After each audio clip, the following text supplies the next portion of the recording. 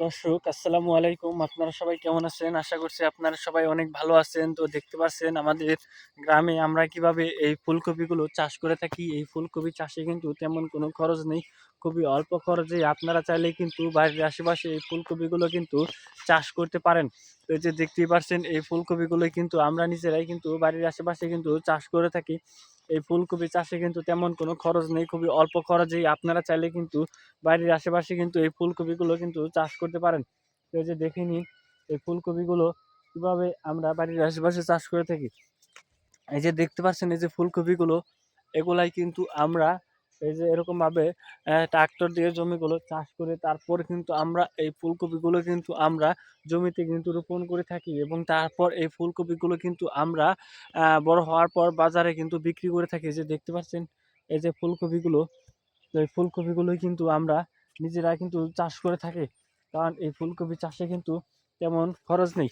তো এই যে ফুলকপিগুলো দেখতে পাচ্ছেন, তো এগুলা কিন্তু আমরা নিজেরা চাষ করে থাকি। এই যে দেখতে পাচ্ছেন এই যে ফুলকপিগুলো, এই ফুলকপির পাতাগুলো আপনারা দেখে নিন।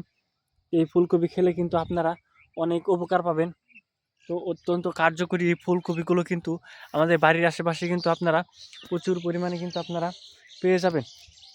তো এই যে ফুলকপিগুলো দেখতে পাচ্ছেন, তো এই ফুলকপিগুলো কিন্তু আমরা নিজেরাই চাষ করে থাকি বাড়ির আশেপাশে প্রতি জমিতে। কারণ আমরা এই ফুলকপি চাষ করে কিন্তু নিজেরাও লাভবান হচ্ছি এবং তারপর আমরা নিজেরাও কিন্তু খেতে পারছি। তো এই দেখতে পাচ্ছেন এই ফুলকপিগুলো কিন্তু আমরা দেখতে পাচ্ছেন জমিতে কি পরিমাণ আমরা এই ফুলকপিগুলো চাষ করেছি। কারণ ফুলকপি খেলে আপনারা অনেক উপকার পাবেন বা ভিটামিন পাবেন। তো দেখে নিন। তো এই ফুলকপি চাষের জন্য আগে ট্রাক্টর দিয়ে জমিগুলো ভালোভাবে আপনারা চাষ করে নেবেন এবং তারপর এই ফুলকপিগুলো যদি বাড়ির আশেপাশে প্রতি জমিতে যদি আপনারা চাষ করেন তাহলে কিন্তু আপনারা ফুলকপিগুলো কিন্তু খেতে পারবেন। কারণ ফুলকপি দেখতে পাচ্ছেন কীভাবে এই ফুলকপিগুলো চাষ করতে হয়।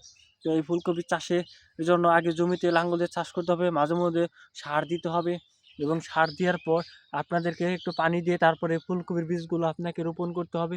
তাহলে কিন্তু আপনারা ফুলকপিগুলো কিন্তু ভালোভাবে বাড়ির আশেপাশে চাষ করতে পারেন। কারণ এই গাছগুলো দেখে নিন, ফুলকপির পাতা, এই ফুলকপির পাতাগুলো দেখে নিন ভালো করে আপনারা। তো বন্ধুরা, যদি আমাদের এই ভিডিওটি যদি আপনাদের একটুও ভালো লেগে থাকে তাহলে বন্ধুরা অবশ্যই আমাদের এই ভিডিওতে একটি লাইক করবেন এবং কমেন্টে আপনাদের মতামত জানাবেন। ধন্যবাদ আপনাদের সবাইকে। আসসালামু আলাইকুম বন্ধুরা। দেখতেই পাচ্ছেন এই ফুলকপিগুলো কিন্তু আমরা চাষ করে থাকি। আসসালামু আলাইকুম।